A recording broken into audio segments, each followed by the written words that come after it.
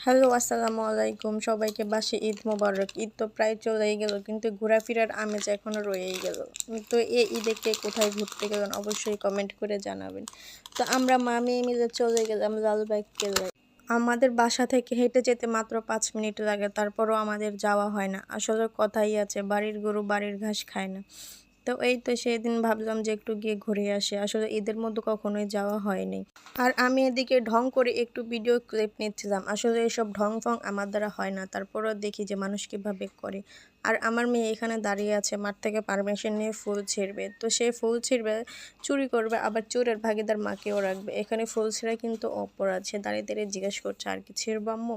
তো এই যে মায়ের থেকে পারমিশন নিয়ে একটা কিছু করার যে ব্যাপারটা, মাশাআল্লাহ আমার অনেক ভালো লাগে। তো আমরা যেহেতু ৪টা বাজে গিয়েছিলাম, আমাদের হাতে মাত্র ১ ঘন্টা সময় ছিল। আমার জামাই আমাকে বারবার বলছিল ৫টা বেজে গেছে, তাড়াতাড়ি বের হও। আর আমি কি আর সেই কথা শুনি? আমি আপনাদের জন্য একটু ভিডিও ক্লিপ নিয়ে রাখলাম।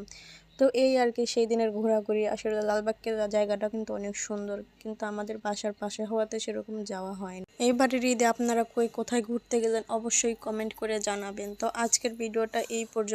সবাই ভালো থাকবেন। খোদা হাফেজ।